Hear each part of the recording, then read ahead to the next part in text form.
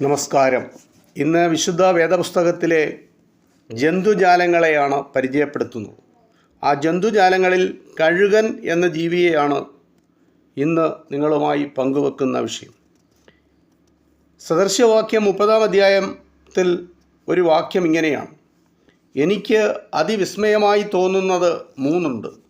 ആകാശത്ത് കഴുകൻ്റെ വഴിയും, പാറമേൽ സർപ്പത്തിൻ്റെ വഴിയും, സമുദ്രമധ്യേ കപ്പലിൻ്റെ വഴിയും. ജ്ഞാനികളിൽ ജ്ഞാനി എന്നറിയപ്പെടുന്ന ശലോമോൻ രാജാവ് ശേഖരിച്ച ആഗൂറിൻ്റെ ജ്ഞാനമൊഴികളിൽ പ്രകൃതിയുടെ വിവിധ ഭാവങ്ങളെ നോക്കി അത്ഭുതം കൂറുന്ന ഒരു ഭാഗമാണിത്. കഴുകന് വേദപുസ്തകത്തിൽ 33 പരാമർശങ്ങളാണ് ഉള്ളത്. അവയിൽ 3 സദൃശ്യവാക്യങ്ങളിലും വിശുദ്ധ മത്തായിയുടെ സുവിശേഷത്തിലും വിശുദ്ധ ലൂക്കോസിൻ്റെ സുവിശേഷത്തിലുമാണ് ഉള്ളത്. ബാക്കി എല്ലായിടത്തും ഇംഗ്ലീഷ് പരിഭാഷ ഈഗിൾ എന്നാണ്. ഈ 3 ഭാഗങ്ങളിൽ വൾച്ചർ എന്നും ഈഗിൾ പരുന്താണ്. മലയാള വേദപുസ്തകത്തിലെ കഴുകനെ പറ്റിയുള്ള പരാമർശങ്ങളിൽ പലതും പരുന്തിനോടാണ് കൂടുതൽ യോജിക്കുക. പരുന്തിനെയും വൾച്ചർ എന്ന യഥാർത്ഥ കഴുകനെയും കഴുകനെന്ന് പൊതുവായി പരിഭാഷ ചെയ്യപ്പെടുകയാണ് ഉണ്ടായത്. തലയിലും ചിറകുകളുടെ അഗ്രങ്ങളിലും വെള്ള തൂവലുകളും മറ്റുള്ളിടത്ത് കടുത്ത തവിട്ട് നിറമുള്ള തൂവലുകളുമുള്ള, ചിറകു വിരിച്ചാൽ 3 മീറ്ററോളം ഉള്ളവയും നമ്മുടെ നാട്ടിലെ പരുന്തിനേക്കാൾ വലിപ്പം കൂടിയവയുമായ ഒരിനം പരുന്താണ് വിശുദ്ധ വേദപുസ്തകത്തിൽ വിഷയീഭവിച്ചിരിക്കുന്നത്.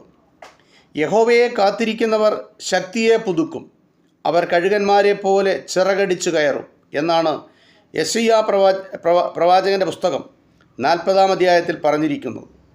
യഹോവയെ കാത്തിരിക്കുന്നവർ ശക്തിയെ പുതുക്കും, അവർ കഴുകന്മാരെ പോലെ ചിറകടിച്ചു കയറും. ഇതാണ് ആ വാക്യം.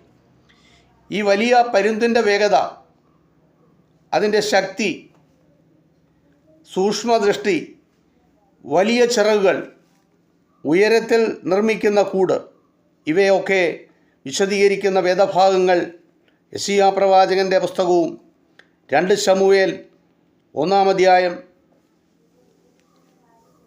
ഹോശയ്യായുടെ പുസ്തകം 8-ാം അധ്യായം, എസെഖേലിൻ്റെ പുസ്തകം 17-ാം അധ്യായം, ഇയ്യോബിൻ്റെ പുസ്തകം 39-ാം അധ്യായം, ഈ ഭാഗങ്ങളിലൊക്കെ അതിനെപ്പറ്റി വിവരിക്കുന്നുണ്ട്.